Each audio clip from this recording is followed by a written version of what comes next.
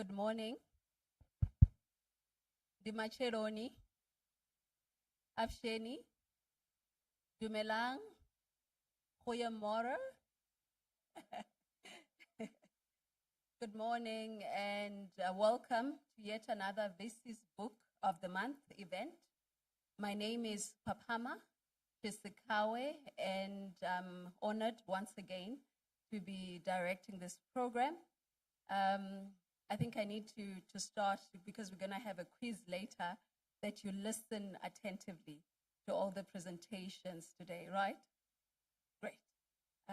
Welcome to it. Welcome to the Tshwane University of Technology, a university that makes knowledge work. Today we're in discussion with our honorable guest, Dr. Judy Dlamini, the author of Equal but Different, Overcoming Race, Gender and Social Class, and the Other Story, a free side chat with African achievers.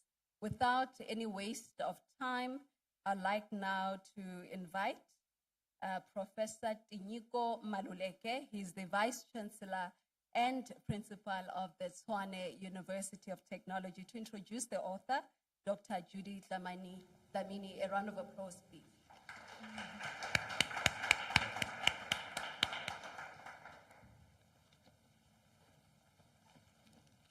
Good morning. I am very excited to have you at the Tshwane University of Technology. It's a great honor for you, Dr. Dlamini, to be in our midst. Dr. Dlamini is not someone I can introduce. She will introduce herself in the process of our conversation. Safe to say that she is, in my opinion, one of the most accomplished women leaders in this country. And I have followed her career with lots and lots of admiration. I never thought I would be able to sit next to you like this one day. And we gather here today to talk about particularly her book of 2016, Equal but Different. We will also refer to the other book, which came a little later. Reading this book, I thought this book is a sacred book in more ways than one. I felt reading the book that I was being invited into a sacred space by someone who I admire and respect profoundly. The book comes from a place, and I would like to call this place a place where two values reside, and those two values are equality and difference. Although it says equal but different, reading the book, it became very clear to me that equality and difference are not opposites. They are not rivals, and certainly they are not enemies. Equality and difference in this instance is the house in which this book was built. And there is a sense in which that house in which this book was built is also the house in which Dr. Judy Dlamini grew up with her parents, Rita Dlamini Nengwane, and her father, Thomas Charles Dumezweni Dlamini. I had a sense that that house was a house of equal but different also. And that is where this book comes from. It is a book also that comes from her own family. And I call it sacred because right from the beginning of the book, she takes the reader home. And very few writers take you home. It's only a very, very small minority of writers allow you into that space that I call home. And by home, I don't mean just literally her house, which it does, by the way. But I'm talking about taking you home in terms of the things that matter, the things that are important to her. At the end of the book, the last line of the book is for me actually the line that tells you the story of the book. And she says right at the end of the book, the very last sentence, this book was born out of a realization that these stories have to be shared for the benefit of those who come after us. Even if she didn't do the last part of that sentence, it would still speak powerfully to me. And let me read that again. This book was born out of a realization that these stories have to be shared. These stories in this book have to be shared. In this book, I met a number of people, some of whom I knew already, others I didn't know. I met my former colleague at UNISA, Professor Nkomo, who wrote the foreword. She actually also was my colleague at Stella Nkomo at UP when I was the advisor to the Vice Chancellor there. And it was very good to meet her again via you as you allowed her to introduce this book. I met Dr. Dlamini again through the way in which she talks about her story. I met Dr. Phumzile Mlambo-Ngcuka, another towering South African woman. I met Maria Ramos. I met Putima Hanyele. I met Pilisiwe Mthethwa. I met Gloria Sirobe, and many, many others. I even met one Cyril Ramaphosa inside this book. What do you do when you are in the company of this galaxy of powerful, accomplished women who stand out? How are you supposed to behave yourself? Do you learn from them? Do you merely admire them from a distance? Do you walk into these sacred spaces that Dr. Dlamini takes us? I'm going to allow her to talk to us about this book. But for me, as I said, and you also meet Obama in the book. Sisonke Msimang is here, also in the book. A powerful, powerful writer. A few years ago when I was one of the judges for the Sunday Times Book Prize, her book was longlisted. And I was able to spend some time talking to her. This is a Goosebumps book. And we look forward to having a conversation with you about the book. But before that, I'll allow you, I hope I'm not usurping your role, Papama. I am known to do these things. I take over. It's a problem of patriarchy, which is what we will talk about later with Dr. Dlamini. I would like to ask Dr. Dlamini to speak a little bit to us about this book, but also about the other book, which is, in my view, I could be wrong, a further development of the same concept that is in equal but different. Thank you very much for being with us. Our students are looking forward to talking to you, and so are our staff members. I see among our staff, I have seen members of the executive committee. I have seen a few of our directors here. And I see the CFO of the whole university is here. So the function is well funded if he is in our midst.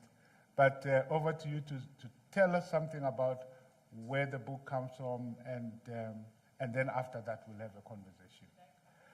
or sit here? You can sit there, actually. You don't have to come here. Thanks. Yeah. Sitting here will make it Yeah. seem like a fireside chat, which I love. Dumelang, Dumacharoni, Sanbonan, good morning. It's such an honor to be here, especially talking about something that's very close to my heart. My books, because they are my babies. They allow me to meet people that I would ordinarily not meet, not physically, but through the book. And thanks very much, VC, for that very kind introduction and those very kind accolades.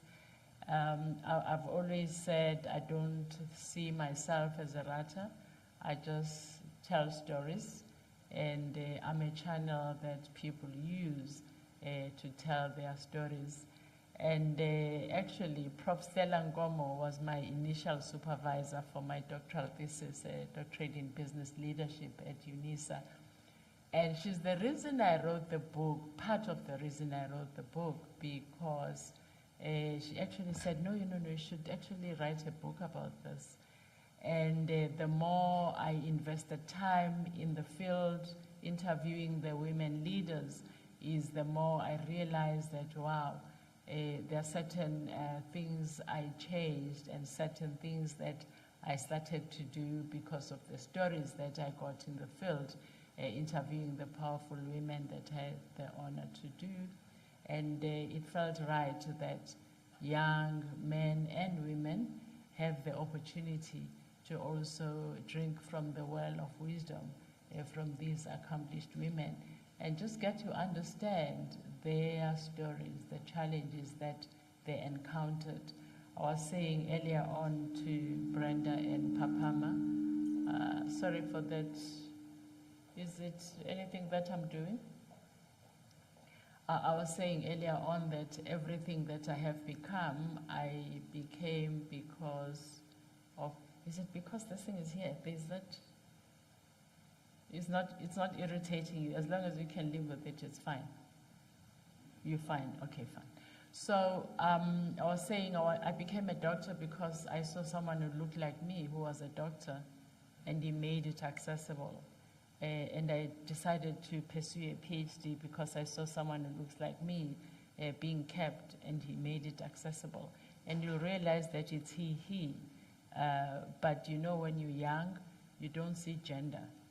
Unless you are told about race, you also don't see race. But I was born into a place where you are told about race, so it confronts you. You have to see it, you know. So yeah, the book really celebrates rising in spite of the odds. It celebrates being different and embracing it. And you are correct, VC, in saying it's not either or. It's the coexistence of difference and equity that actually is a differentiator. And those leaders that see that as an asset, they tend to do well, because people who are different are embraced, celebrated, and they feel they belong in the space, even if they are in minorities. So I do hope that when you read the book, it resonates with you. It helps you to see what is possible, and it just makes success accessible, because it is. You just have to work harder. If you look like me and you come from where I come from, because class, gender, race, amongst other social identities, including sexual orientation, amongst many, matter the world over. You have to work twice or three times harder, but it's doable. It doesn't kill, you know. So I do hope that after reading the book, it makes success accessible. And why the second book, Prof? I'm a mother of a boy and a girl. And yes, we are forever trying to undo the damage we did when we raised you, boys and girls, when we actually made women and girls feel less just because they were born girls. How silly is that? So you'll switch this one off. Okay.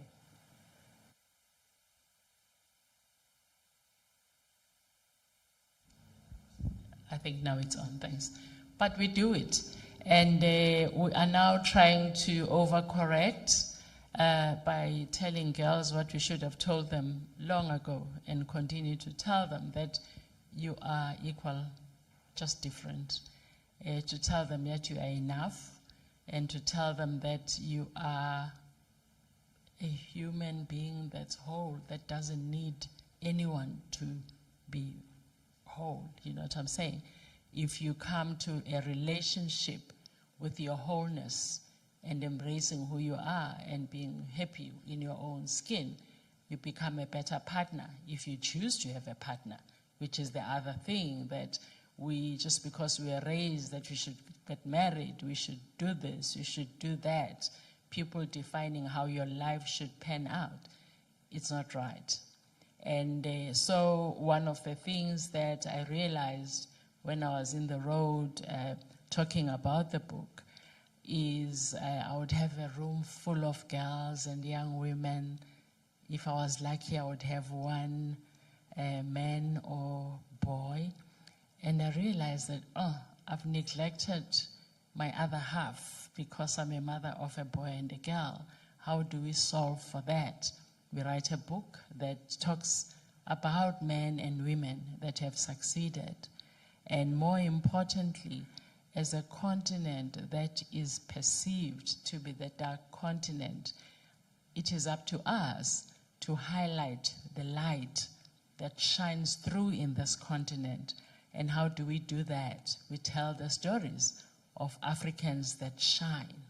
There are so many of them, but we are so focused on the negative story, which becomes the only story, as Chimamanda Ngozi Adichie says that when you are told one and the same story over and over again, you start to believe it, and it becomes the only story. If all you are ever told is that Africans they can't run anything, they can't do anything, they are always late, and it becomes the only story. Whereas, yes, some Africans are late, but not all Africans are late. So it requires each and every one of us to find that story about the Africans that make you proud, that do things right, because there are so many of them. So in the second book, I tried to interview men and women from different parts of the continent in the limited time that I had, so that indeed it's not just the South African or Southern African story.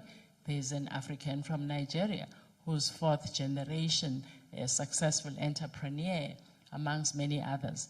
Prof, you don't do this to me and just give me a... because I can talk, so I'll stop. Is mine on? Well, thank you very much for that introduction. Now, I want to go back to that last line. This book was born out of a realization that these stories have to be shared. Talk to us about the story of the medical doctor. Who is Dr. Judy Dlamini? Why doesn't she just stay a medical doctor and look after patients? Why does she bother with all these other things, including this story that must be shared? Yeah, it's very interesting because I wouldn't have thought I would do the things that I eventually did, because as I shared very briefly, at the age of 4, I met Dr. Qabashe, the late Dr. Qabashe, and he made being a medical doctor accessible. And from that age, that's all I ever wanted to do, to be a medical doctor. And then I did. But along the line, I went to a graduation ceremony, and there was a doctor being kept, the late Professor Tembela. And he was, there were 3 of them. He was the only African. And in the sea of these black academic attires, there was just 3 red ones. And there was a difference because when they started they call your name, but they also read a thesis. So there was difference. So I guess I've always liked nice things. I've always liked being different and achieving. So I think that was the drive. I was like, I want to be like that guy, you know? And yeah, I learned along the way, and they always say hindsight has 20/20 vision, because you do things you don't know why you did them till you look back and say, oh, how did we get here, you know? And I left the practice. I practiced in the township, Emlazi. I'm originally from Durban, and I loved doing it till I was robbed. And that forced me to get out of the township. And when I practiced as a GP in town, it just wasn't the same, you know? And I believe that in life there's a purpose. You know, you wake up and you want to do what you do.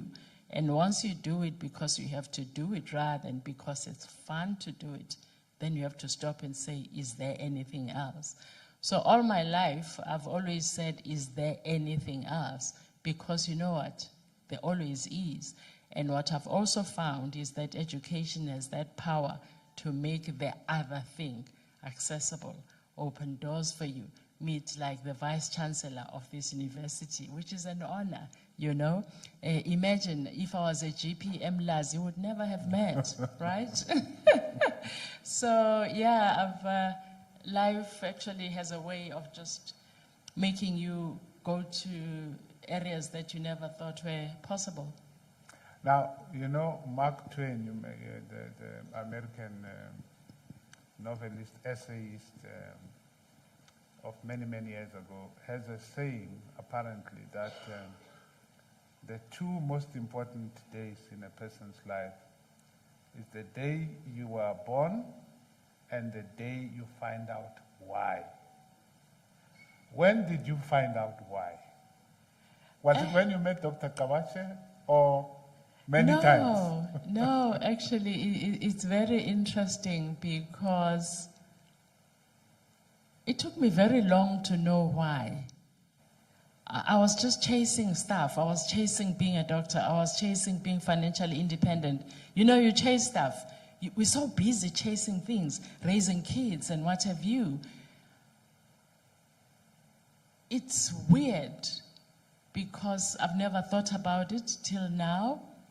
But I remember sitting in Durban. I already had my first grandchild because the birth of Equal But Different came at the same time as my first grandchild. And I was talking in a setting like this about the book. And I actually said, and I meant it from the bottom of my heart, that I feel like I'm living my purpose. Right? And can we imagine? I mean, I was getting close to 60, and only then I loved being a GP. I loved serving my people. There was something that was more precious than anything I'll ever do. But the day that it dawned on me that it does feel like I'm living my purpose, telling the stories about other people and making someone think, oh, I can do that if that person did that. Yeah, in an odd way. Your parents, you talk so memorably about them and their influence on you. What is that? What did your parents do to you for you to become this person that you are? You know, it's actually interesting because you always look back and see why you are who you are and why you do the things that you do. And I always say to my daughter as she's raising her own kids that, yes, it's a lot of what you say, but more importantly, it's just you living your life.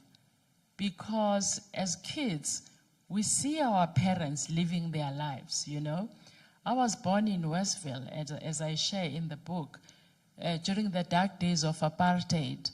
And I was an angry child because when I was inside my parents' home, I just felt like I'm loved, I'm enough, I'm equal to everyone.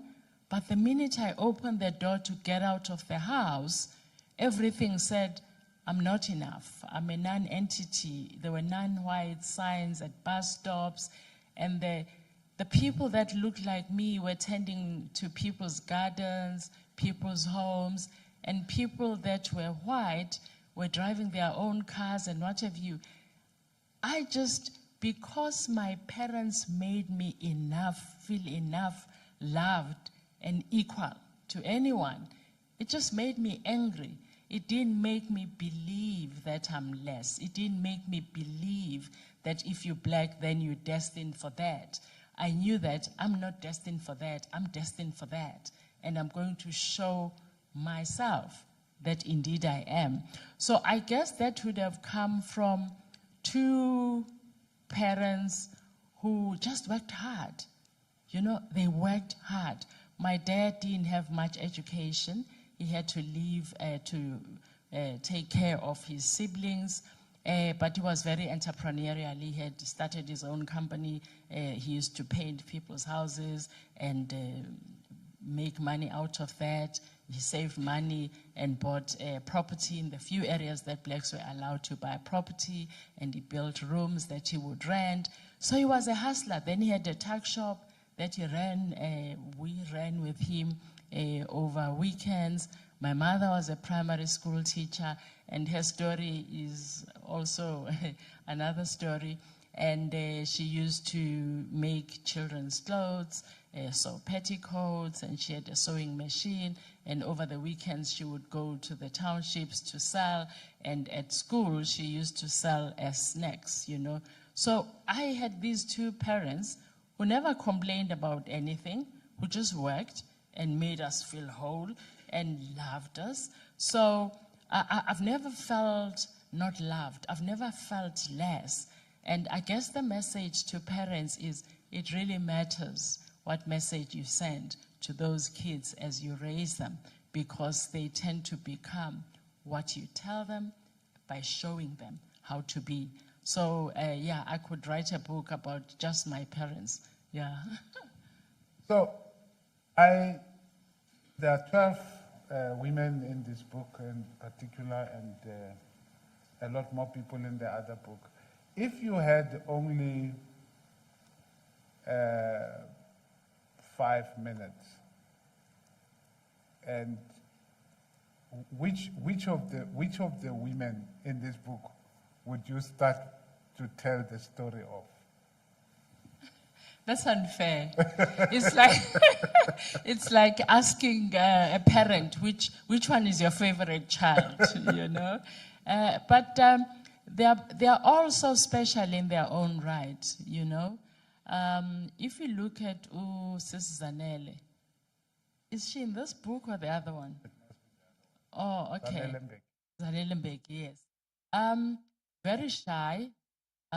Actually, even when I asked to interview her, she didn't want to come.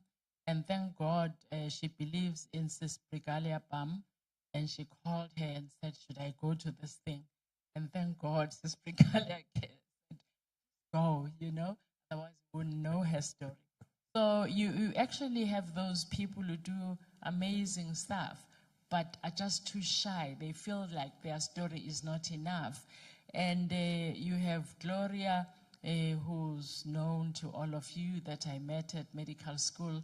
She was doing a BCom, and then she went to the US. Cindy Zilwa, that I sat on a few boards with. Pilsi, where Buthelezi, Nyambose Mtetwa, who was with the NEF. There are just so many stories. Usisonke Msimanga, she is an amazing young woman. I met her through the mother before I met her and the dad. And may the mother's soul rest in peace. She was so humble and so intelligent and so resourceful. Those are just some of the women that we haven't celebrated. Her story hasn't been told. So yeah, it's It's difficult to choose. Eh? Somewhere in the book, I think it's in page 37 of this book, you say something that struck me. You say women will never have balance.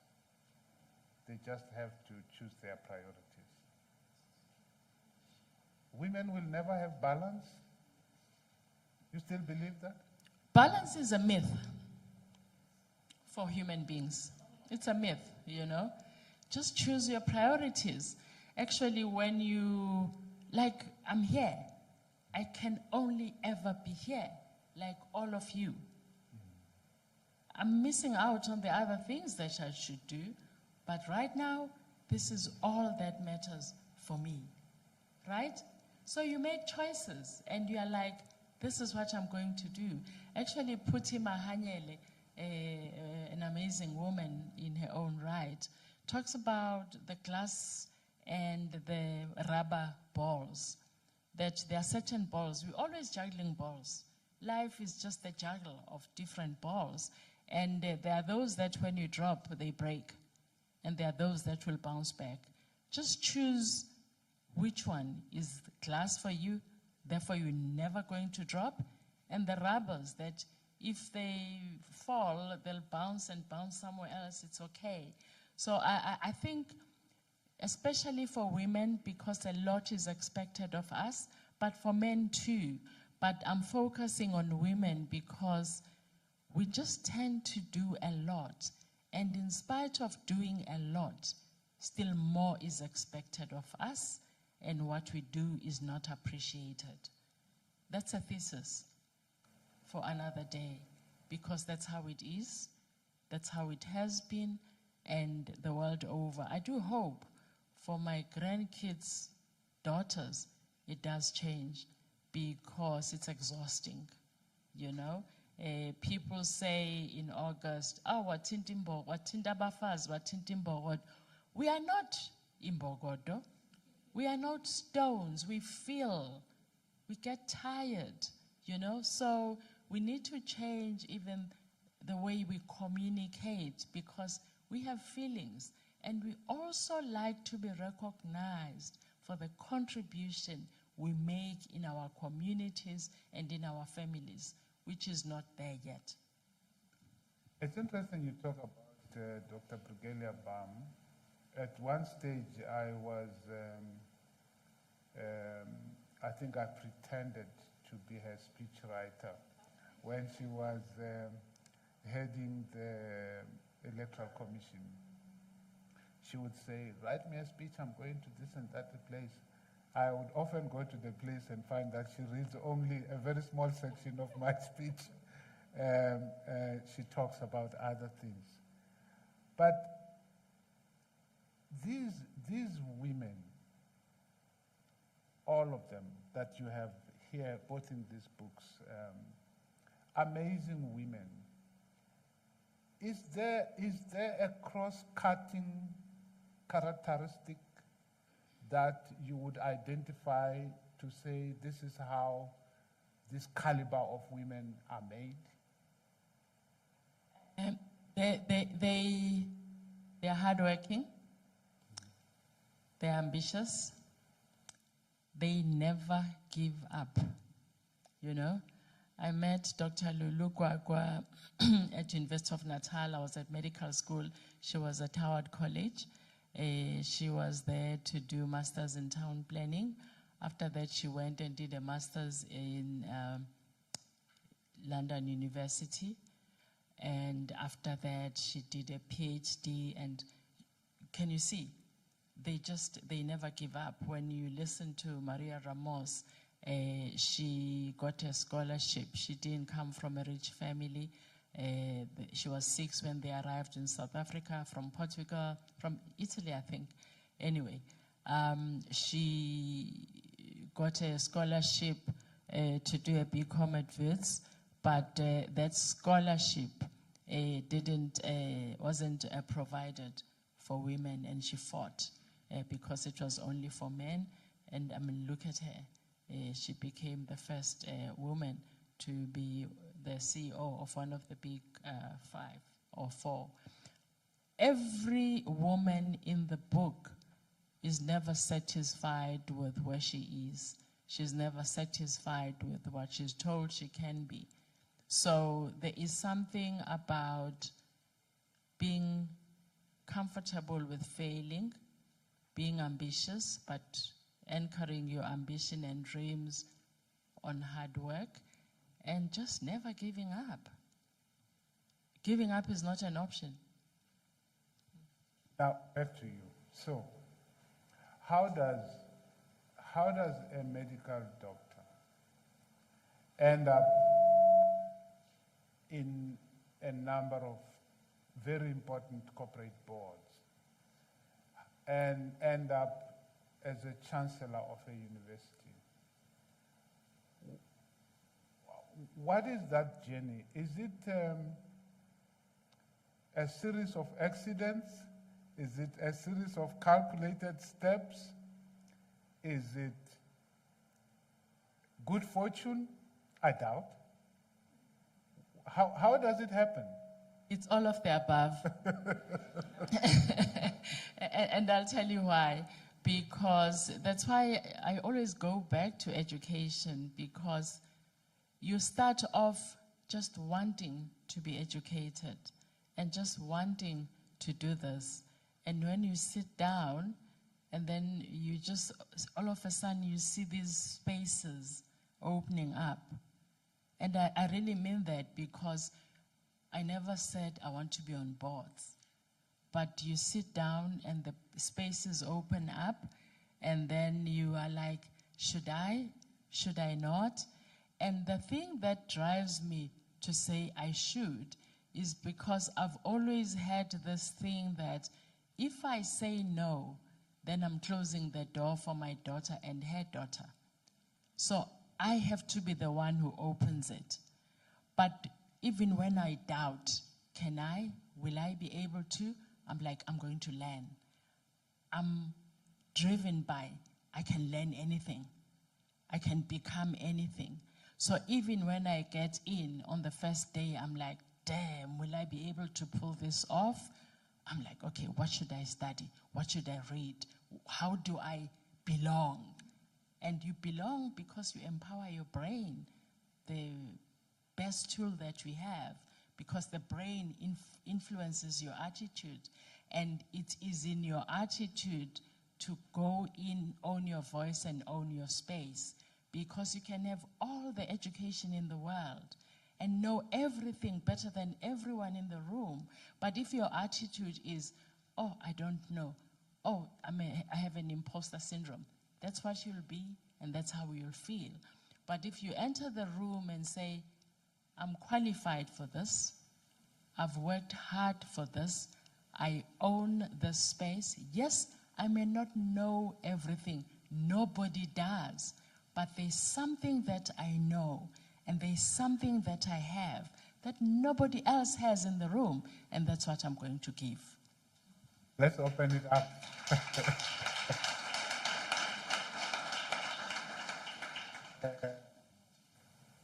Over to you, Papama. Let's have a conversation.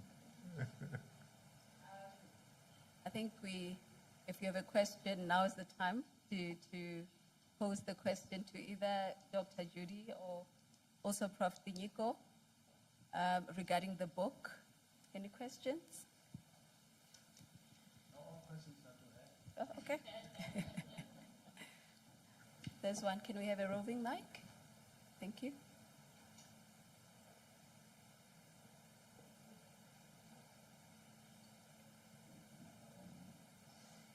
Please introduce yourself, which campus you're coming from and all of that, and then pose your question.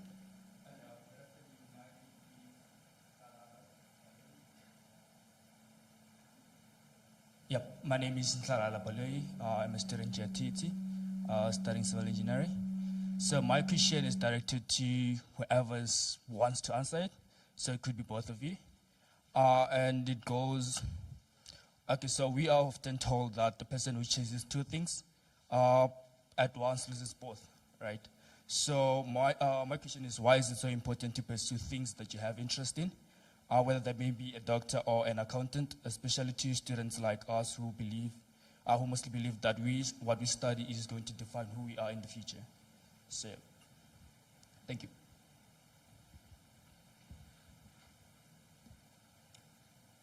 There's a question here. Okay, you recognize? Nita? My name is Terry Nakedi, the second year to an integrated communication student. My question is, for as much as we are inspired as human beings, and I do have no doubt or hesitation in saying that teachability is the key to everybody, for those who are willing to further their studies. So my question is related to your book, Ms. Dlamini, that what kind of evidence or type of evidence do or does the authors use to prove their points? Thank you.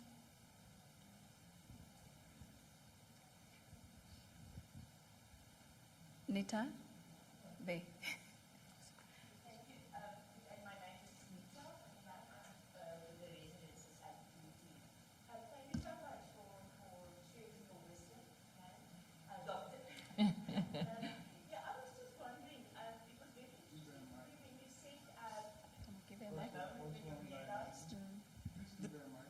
The moment when you realized your purpose, the grandchild, the book you wrote, and you were already old then, and I must compliment you. I wouldn't say that you are already at that advanced age, where I am also almost at. Yeah, and my question, or maybe just some of your thoughts, I sometimes feel, you know, as you age, and especially working in a university with so much young talent and ambition, are our experiences and our future as older women, what contribution can we make from that perspective? What value do we still have as we age? Are we still connected? Thanks. Maybe your thoughts on that. Doctor, let me allow you to respond. Thank you. Yeah. Thanks very much for all those questions. I'll start with, if I butcher your names, my apologies. Shalala. Why should we pursue things that we are interested in? Did I get you correctly? Why not? Why not?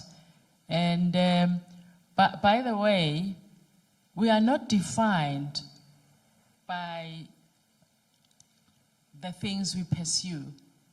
We are not defined by your first degree or your second degree or the profession that you choose. You are defined by how you interact with the world, how you make people feel that you are with, and how you change the world one person at a time. That is what matters. It's not about being an engineer and proving this theorem or that other. It's about you as a whole human being. Why are you here? What are you doing to make it better for the next person? Especially in a country when there's so much inequality, the most economically unequal country in the world. What do you do to make a difference? So yeah, pursue what you like and you are interested in, because then you'll stay interested. When you lose that interest, then pursue something else. It doesn't define you. Even the sky is not the limit. It's up to you, and as long as you still have the gift of life, there's so much that you can do. So yeah, I hope I've answered you. And Nakedi, I think, teachability, proving your point as an author. There are different authors, and they write for different reasons that are best known to them. It's like life. You actually do what you do because that matters to you your way. I don't write to prove a point. I write to tell a story. I write to inspire. I write to remind you what you are capable of. But someone else might write to prove a theory, right? So we all write for different reasons. One of the things that I know is that in the African culture, storytelling was huge. Unfortunately, It was around a fireplace. Unfortunately, we didn't record it. So our forebears had so much wisdom that they shared. But if you don't write it, then it goes with you when you die, which is why we have to change it. We need to write. But yeah, we're not proving anything. At least I'm not. I'm just telling stories. Senator? Purpose, yeah. You know, I have people my age who actually say, you know, I'm just waiting for God to come and take my life because I'm not even sure why I'm here. And in my view, that's irresponsible because life is a gift, right? You have to embrace it and do something with it.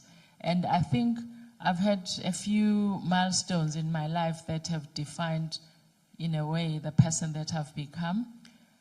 Like losing my son was one of those defining moments where I was like, damn, he was so much brighter. He had such a brilliant life. I was looking up to him, but now he's gone. And you almost feel like, and I'm here, you know? I feel he didn't serve his purpose because he died at 27. But I'm here. What am I doing with that life? So I really believe, Senator, that we have to give till we are empty. And that is when we're called, because as long as we give, receive, the only time we stop is when we die. You can't stop before that, because then whoever the person is who gives you life and takes it, you are being irresponsible, because they haven't said stop, and yet you stop, right? Having said that, I do believe that we need to stop and smell the roses, because when that occurrence happened for me, where I was like, I feel like I'm living my purpose, it was smelling the roses. It was realizing that, you know, when we rush, we're doing this, you're collecting that. You don't pause and say, wow, that was good. I feel right?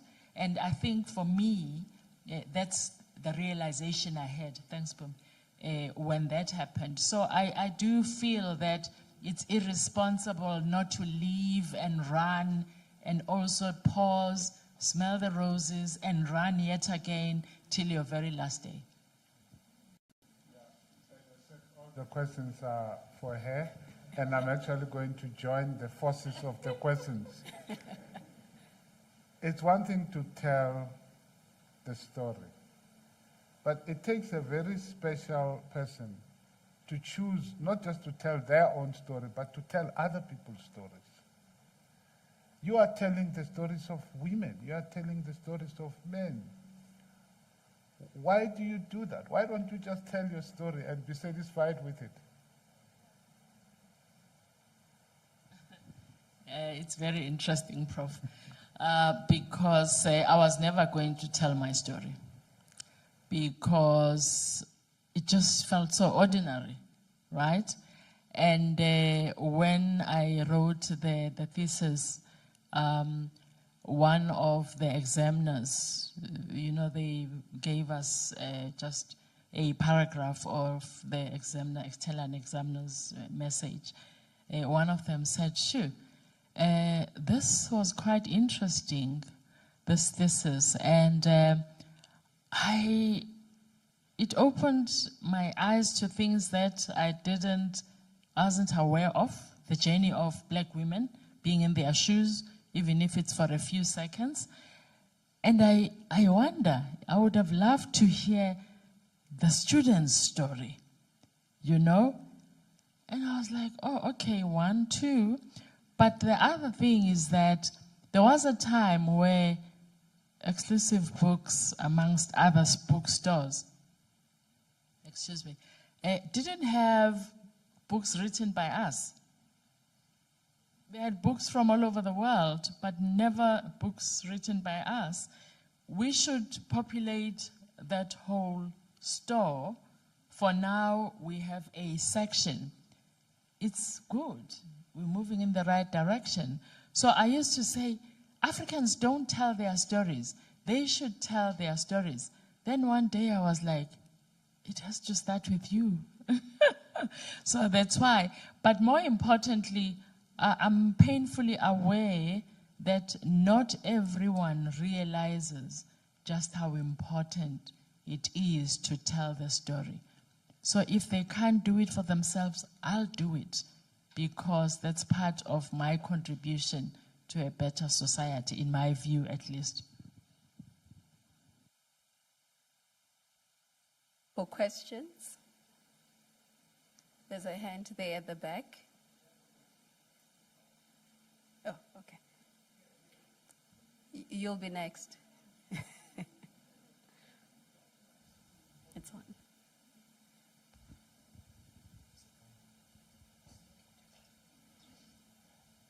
Oh, okay. My name is TUT-TV, and I'm doing civil engineering, but I like to identify myself as a gift from God. And I like to say, I would like to say to tell you guys that are here attended this opportunity that God is alive, and never forget about God in your life. So, VC, as you said that you want also a question. I have two questions here. Doc, I like the title of your book that says equal but different. But I would like to add on top of that you can't be everything you want, but you can become everything that you are. And not everything that you want is aligned with who you are, so it can destroy you. So with the questions, the first question is, what is your intake in slow emerging universities in technology, which brings difficulties in this generation that has high amplitude of technology, which is the first question. VC, I think you are accommodated, definitely.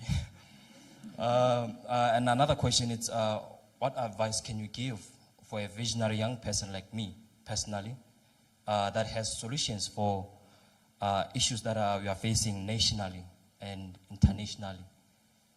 And people like us, we cannot be given so much attention to speak and bring changes to the environment, and also change the perspective of other young people out there, that we were taught some other things that are not aligned with who you are.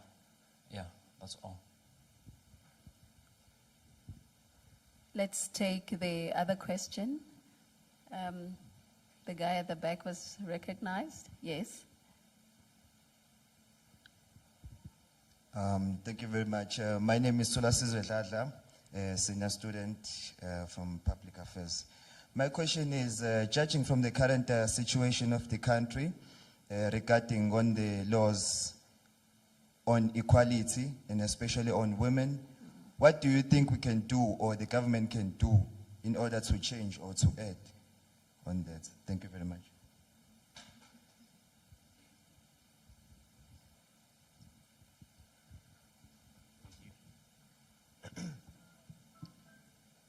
Yes, good morning. My name is Kariso Mampa, Gibinato, and I'm from Pretoria campus, also from the TUT book club. So there's a quote that says, a jack of all trades is a master of none. Now, from my experience, especially in the industry, it has made to seem as if I don't master that one trade, then I'm less impactful. Do you agree with that notion? Thank you. Yes, please. Interesting. I'll start with the gift from God. Sorry. So did. You talk about a lot of things, right? You talk about the misalignment. You talk about advice to a visionary like yourself. and you talk about technology which is not equitably distributed. I thought that's what you said.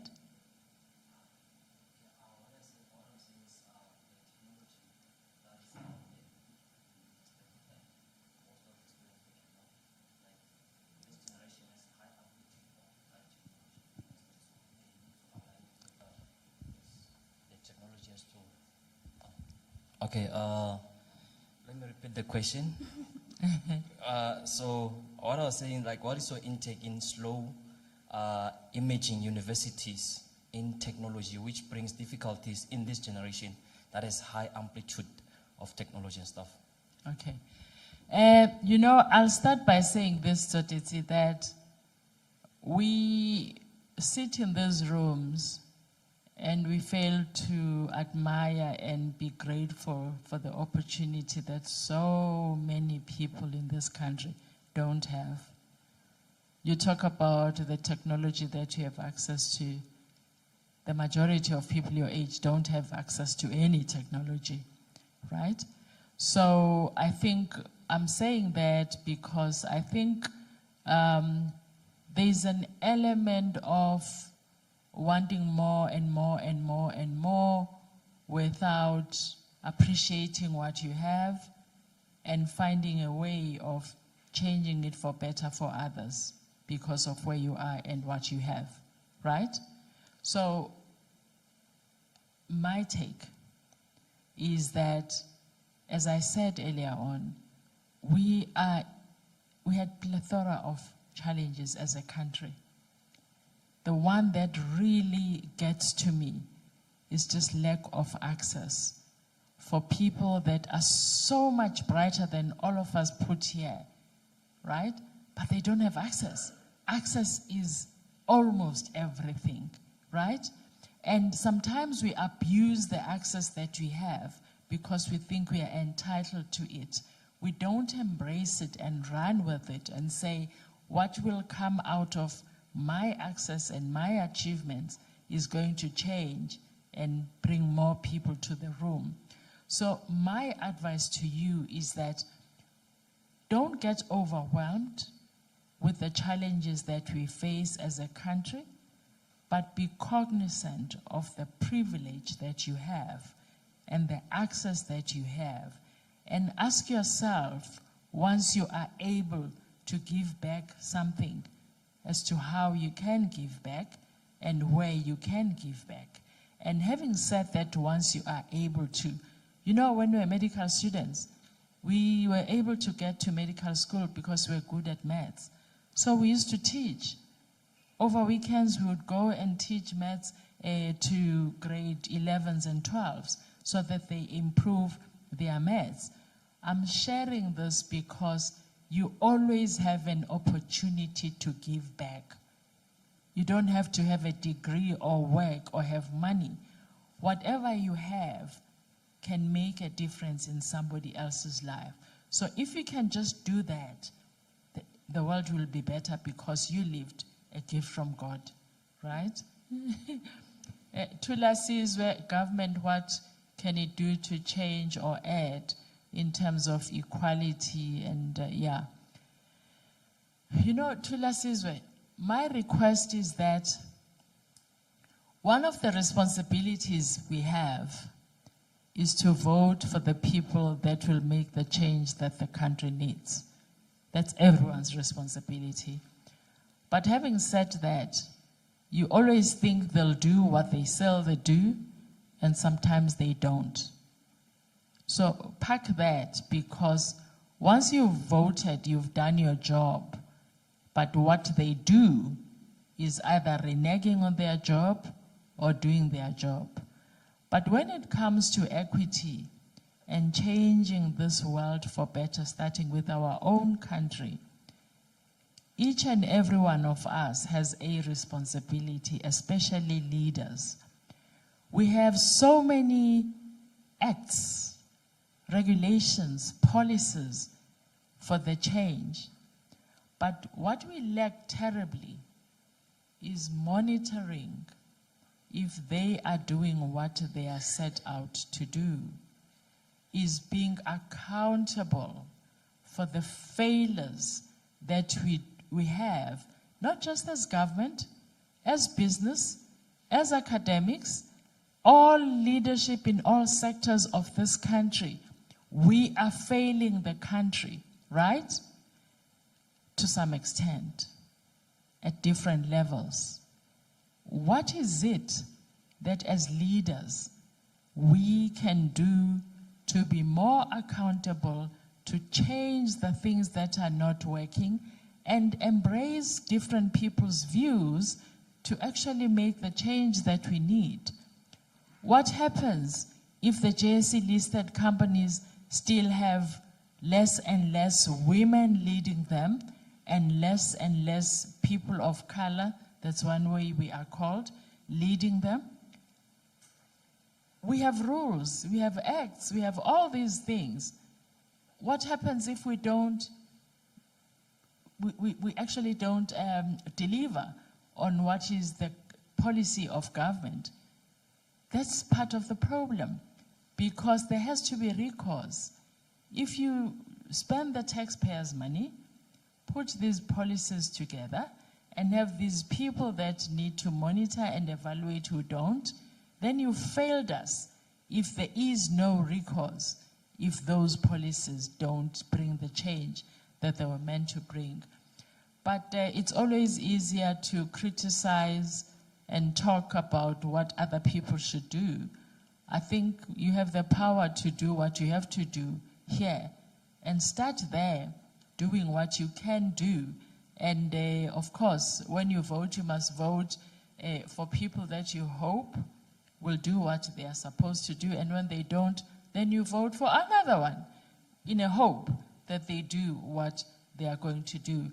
But I do feel that we give too much power to government. I do feel that we just hand over everything. Business leaders in this country have an obligation to make the change. We can't absolve them. It's not just government. The people that lead, whether it's traditional leaders, they are the people that should send the message of how things should be.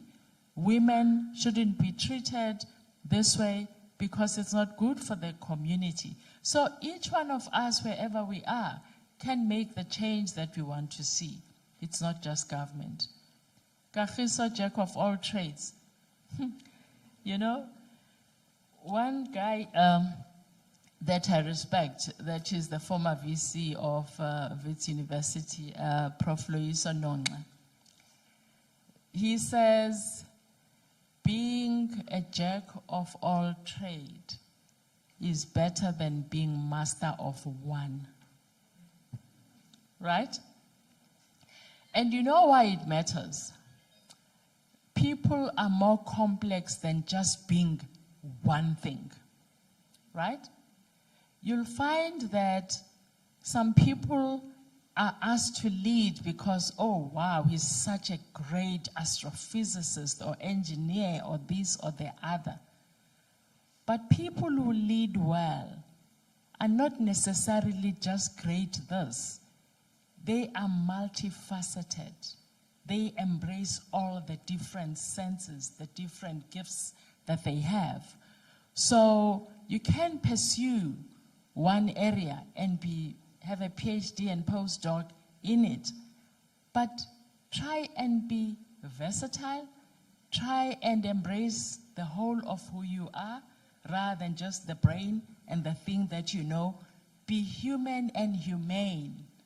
Lead with everything that you are. So then you'll be a jack of all trades and also a master of one that you choose. And so what if you're not a master of any? Maybe your being a master is just leading people in the right direction. Maybe that's what you are mastering, leading. Maybe what you are mastering is being exemplary. So yeah, I hope I've answered you. Thank you so much, Doctor. But there's one more question, which is derived from the earlier conversation that we had. Institutional sexism is subtly practiced in higher education institutions in South Africa, wherein the ideologies and practices of male academics are being privileged at the expense of female academics. Women who even manage to make it to the top or to top academic positions often have to deal with sexism from men. Now, while your book is mainly focused or aimed at women, Doctor, it also calls upon men to play an active role in encouraging aspiring female leaders. Do you think it's the responsibility of men to encourage women, or do you think women must really begin to take up space and create forums where, you know, they can take the young ones up, like the ones who have made it, you know, to create spaces where the young ones can be like them? Do you think it's the responsibility of men, or we must just do away with that and focus on ourselves and focus on building ourselves and do away with the pull head down syndrome? Yeah. Thanks very much for that question, Papama. It's a loaded question. And yes, I mean, there is sexism. Sexism is alive and well, not just in higher education, everywhere you go. And that's the reason I started Female Academic Leaders Fellowship, which over tea I'll talk to the VC about. I started it because, like I say, the doors open and you find yourself in this room and you're like, okay, why am I here, by the way? And what can I do to make the change that I want to see? So when I entered the academic space as a guest, because chancellors are just guests. We are not academics, we are not executive, but we just guests. But we still have a responsibility to identify what's not working and make the change that we would like to see.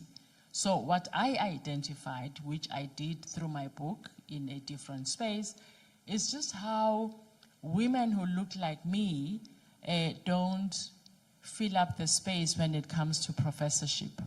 They don't fill up the space when it comes to heads of departments, DVCs, VCs, and so forth. And I was like, okay, I can do something about this. So that is how FALF was born, which is really the development of a pipeline of black female academics. Because if it's not working, you try and make it work by doing what you believe you can do. We are in a world where men are in charge, they are in leadership, so they have the responsibility to change the status quo. Women are ready. Women have always been ready.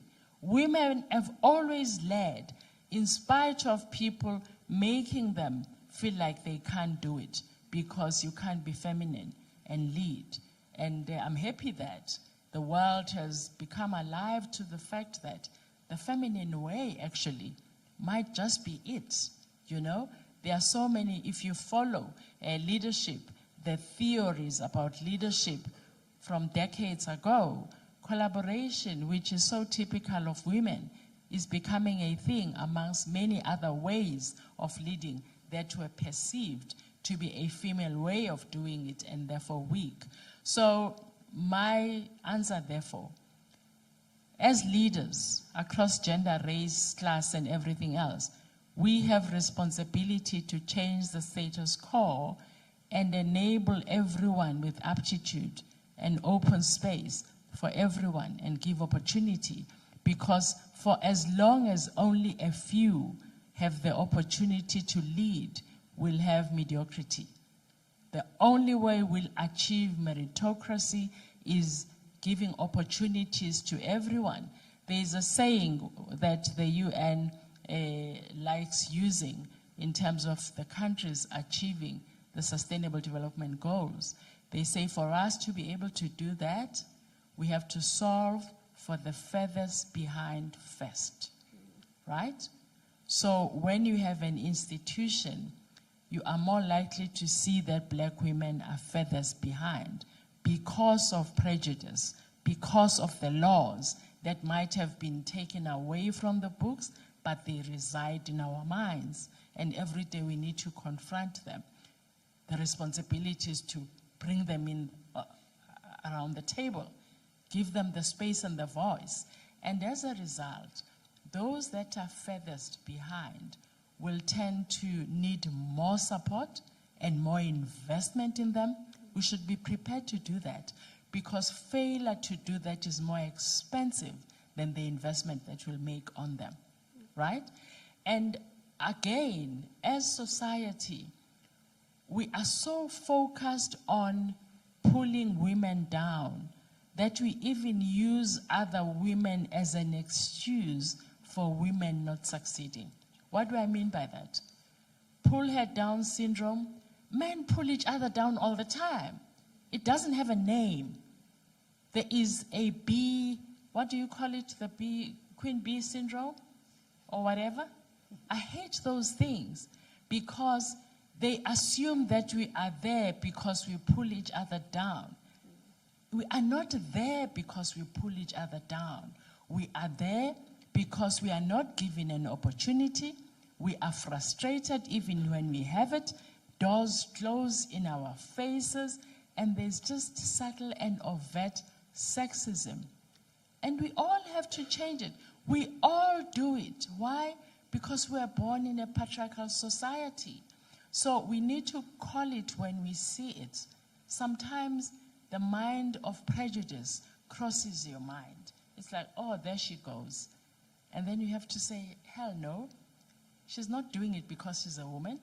She's just doing it because she's a human being who's misbehaving. Are you with me? Failure doesn't have gender, race, or class. Failure is just that, failure. And success doesn't have race, gender. It's just success. So I do think that every day we need to confront our prejudices and unlearn what we've been taught. Well, that's well said. That deserves a round of applause, eh?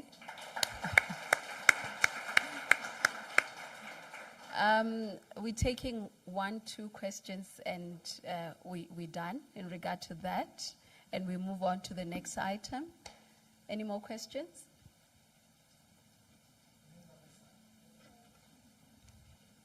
You are recognized, the gentleman at the back. Okay. Good morning once again. Sorry. Good morning once again. My name is Gift Senem Dumunaila Chuma. I'm a student here at TUT studying Contact Center Management third year. My question is to you both Vice Chancellors. Can you please advise us on how can high learning institutions equip our female counterparts for leadership positions within South Africa, specifically for African or black females who are most likely to be oppressed by socio-economic issues? Thank you.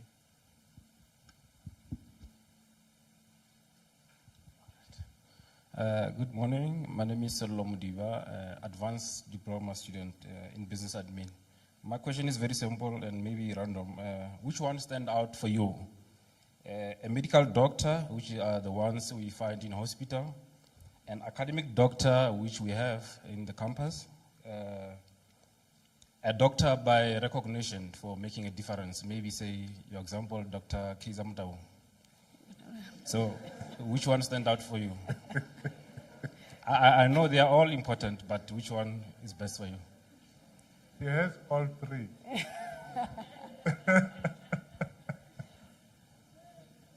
I'll start with Gift.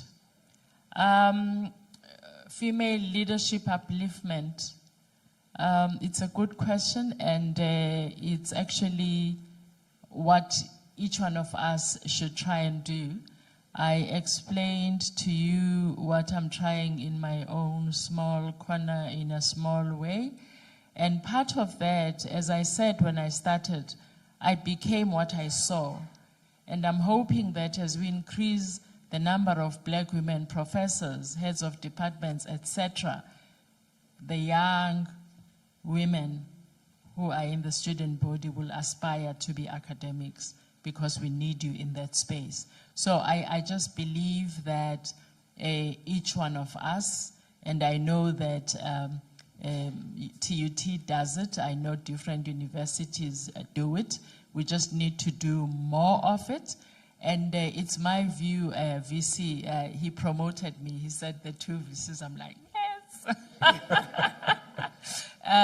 It's actually just for each institution of the 26 to have clarity on gender parity as to when that will be achieved.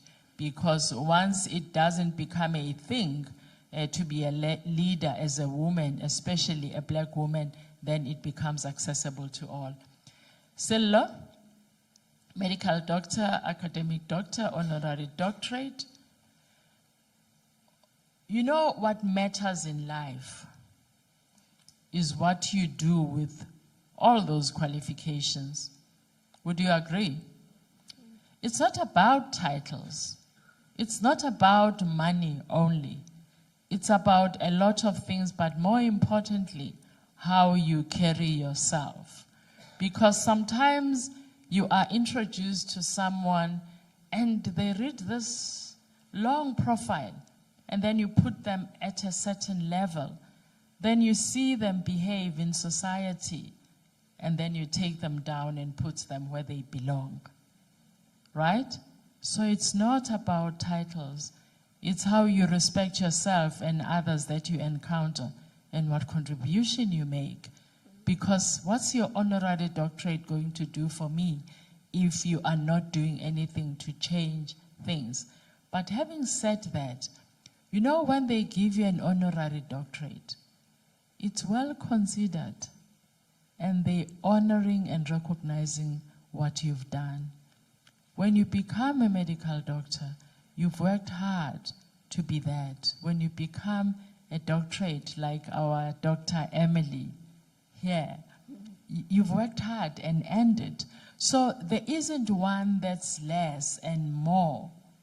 It's the human being carrying the titles and how they respect themselves and others. Thank you. Round of applause for that. Since there are no more questions, may we have the, oh, there's one. Okay.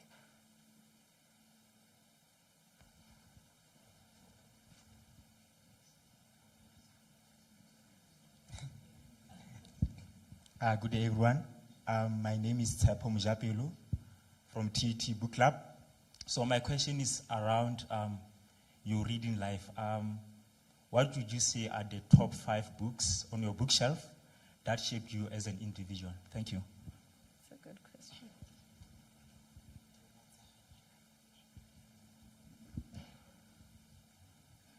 Thank you so much. My name is Mweketsi Sasamani. Thanks so much, Doc, for the books, especially, and also to the VC for hosting this talk. I guess that in your Facebook, Equal but Different, if we reflect back to the olden days, as Mosotho, I might be wrong, the word or the concept Mosadi, it used to be associated to women to stay at home while the man has to go and seek for provision, perhaps maybe the mines, or to come here over to Gauteng to work for their families. So it wasn't mostly because of the disparity or saying that women need to be looked down upon by men, but for the mere fact that one as a man has to go out to seek for money or maybe for anything to put on the table for their families. So now, how do we change that paradigm in the current norms or South Africa to say that women were, somehow oppressed, not necessarily in terms of politics, but in terms of provision. So this nowadays, yes, our fellow colleagues being ladies, they climb the ladder, but I'm not quite certain as to whether there were some specific high jobs or positions which were reserved for men. Perhaps maybe if I can be schooled in terms of that paradigm shift, that people now used to see it in form of men used to be privileged for certain positions. I grew up to this particular age. I never heard about the position being advertised saying that in this VC's position we are looking for a man. So was it that really the notion, but was it because of, during the olden days, women literally used to stay at home? As I said, in our culture, being Mosotho, if we say, this lady ke mosadi, what does it imply? Usalahaye, look after the children, and even the belongings of that particular family. A man will venture out there to seek for provision, anything that can be used for provision. So how do we change that paradigm shift? That people shouldn't think around that women used to be oppressed. Yeah. Thank you. Thank you. Perspectives. Tsepo, I think the books I admire most is observing human beings lead their lives. And for me, those are the books that shape who I become. There's a book, though, that I read by accident. It's called The Anatomy of Peace.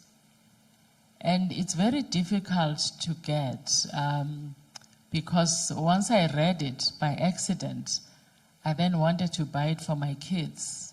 And it was quite a struggle. I did get it eventually. And the power of that book for me was just talking about life, human life, and the anatomy of peace. And it really matters to be at peace with yourself, more than anything else, in my view.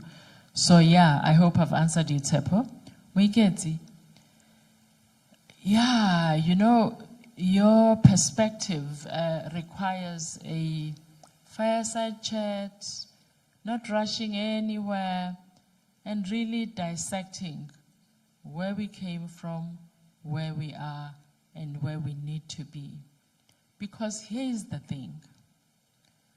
When men went to hunt, even before they went to be slaves in mines, and I mean that with every cell in my body,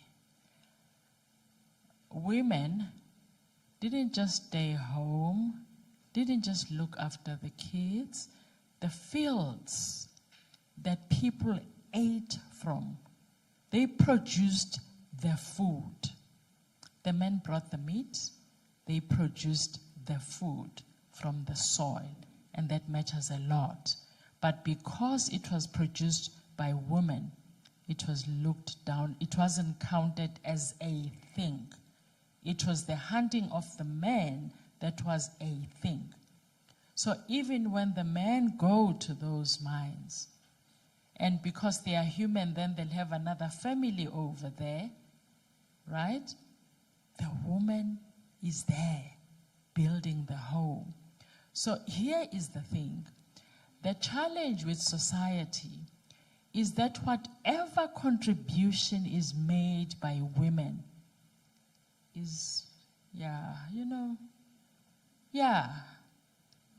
and yet, everyone in this room, more often than not, is who they are because of that woman. Women have always ventured out to fend for their families. Not going to mines because they were not allowed, by the way. They would have gone if they were allowed. So that is the other critical thing. They were not allowed. And just to build the point even further, when women were nurses, the pay scale was a certain scale. when men entered the space, the scale increased for men. Are you with me?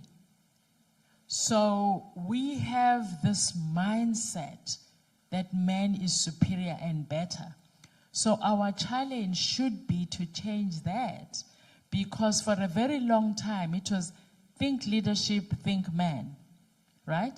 And if we have to remove the gender and bring race, imagine how a black would feel when a white person would come and say, where did it say whites only?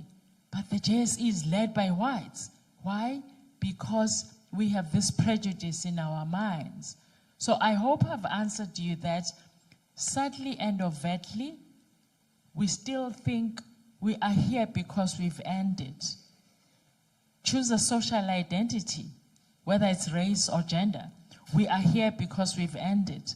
And until that mindset changes to say, hang on, have we really earned it?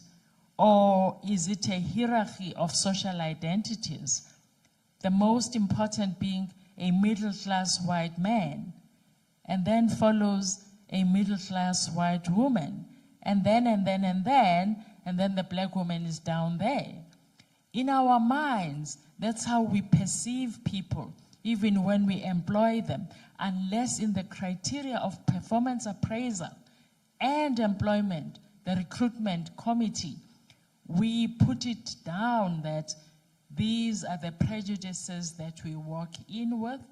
Let's own them and remove the layers of prejudice. Do you understand that? So it's about perspective, because perspective becomes reality. So we do need these conversations, colleagues. Thank you so much, Siyayivala Manjangit. Thank you. Thank you so much, Dr. Judy. A round of applause, please. Now, a moment that we've all been waiting for, because I saw when she was bringing this, you know, you were all glued to this. For the lucky draw, I think 10 people have an opportunity to actually win the book. Can I get a drum roll? Thank you. And the first copy goes to Lesego Motlwana.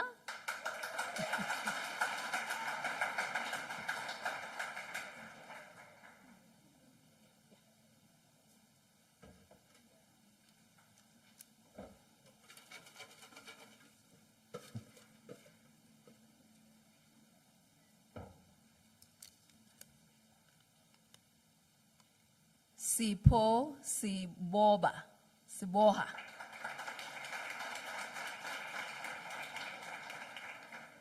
Sipho is not here, so we send it back to the John Mwekezi.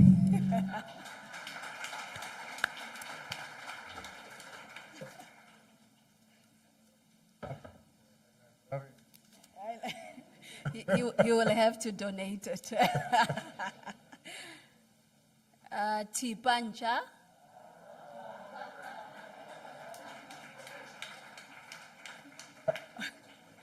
Another donation. This is an inside job. This is an inside job. Okay.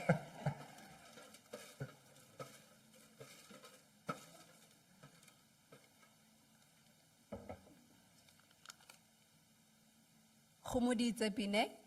Yeah.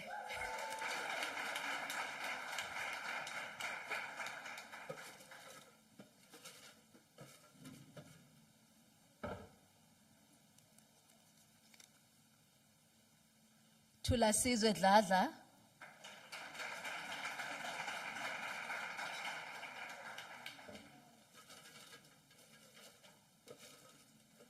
Five more to go.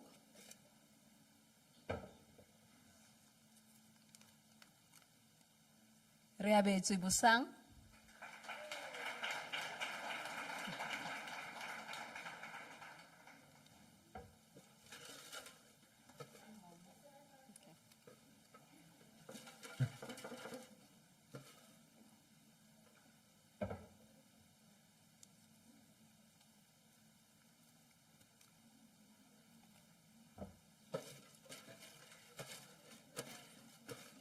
remove.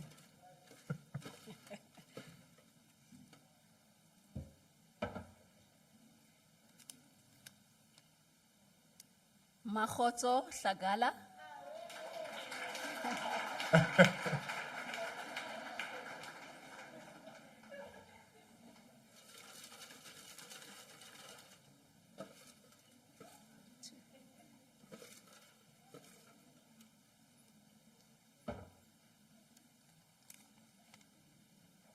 Musibudi Sidibe.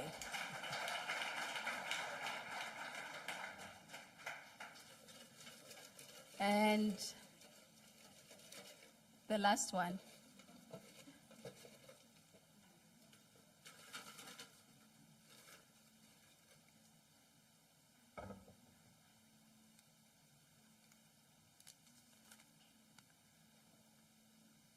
Albert Mbada. Another donation.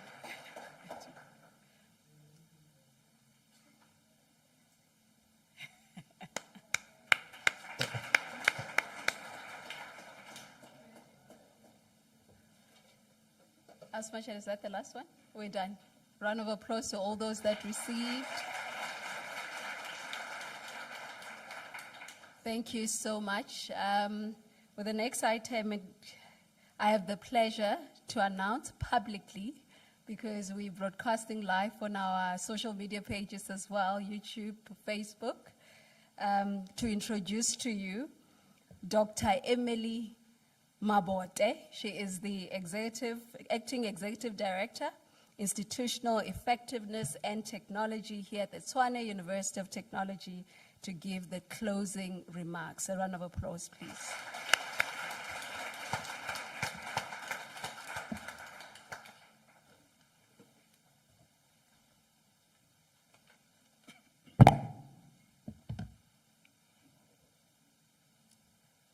Thank you very much, Program Director, Ms. Papama Sisikawe, and thank you for entrusting me with this opportunity to provide closing remarks for this remarkable event of the VC's Books of the Month, Equal but Different, Overcoming Race, Gender and Social Class, and The Other Story, a fireside chat with African achievers, written by our esteemed guest, Dr. Judy Dlamini. The titles of the books ignite the flame of curiosity to want to read the books. I'm confident that we can all agree that the conversations here today were enriching, inspirational, and thought-provoking. Literature has an incredible power to spark meaningful conversations and expand our horizons, and today's discussion was a testament to that power. Your presence here, Dr. Judy Dlamini, has transformed this gathering into a celebration of knowledge, celebration of ideas, and the boundless power of the written word. What a vibrant conversation and engagement it was between our VC, Prof. Tinyiko, Dr. Judy, and our lively audience. As we conclude this captivating book review hosted at the Pretoria Campus Library, I would like to extend my heartfelt appreciation to all of you for gracing us with your presence today. It has been truly an enlightening and enriching book review session. To our VC, Prof. Tinyiko, thank you for introducing such inspiring sessions of VC's Book of the Month. That is how, colleagues and fellow students, that is how we're putting our vision of making knowledge work into action. Our prestigious guest, Dr. Judy, for accepting the invitation to grace us with your presence here today at the TUT Pretoria campus, a People's University. You're truly an inspiration to many women and men, I believe. And your gracious smile, your humbleness in how you told your powerful story is truly humbling and an inspiration. The director of the library, LIS, Ms. Sanela Kunene, and your entire LIS team, that made this event a great success. Just look around, colleagues, and we are proud. Thanks, Sanele. Thanks, VC. The director of CAM, Brenda, and your team for the successful event, and not forgetting our vibrant program director, Papama, and not forgetting you, the audience, for engaging our guest, Dr. Judy. And as we close this session, let us carry with us the inspiration to read more. I was inspired to hear that our book club students are here, to question more, to share our stories, to write, to do more, and to seek out the hidden treasures nettles within the written word. Until we meet again in the next gathering, where we can once again celebrate the beauty of books. We are here in the library, and the profound impact they have on our lives. Let us carry the words of wisdom that we've gained here today with us. VC and Brenda are looking forward to the next book review event, and taking from some of the lessons that Dr. Judy shared with us today. Students, colleagues, we are enough. Let us own our spaces, and let us work hard and be the Africans that do things right. Thank you, and thank you, Program Director, back to you.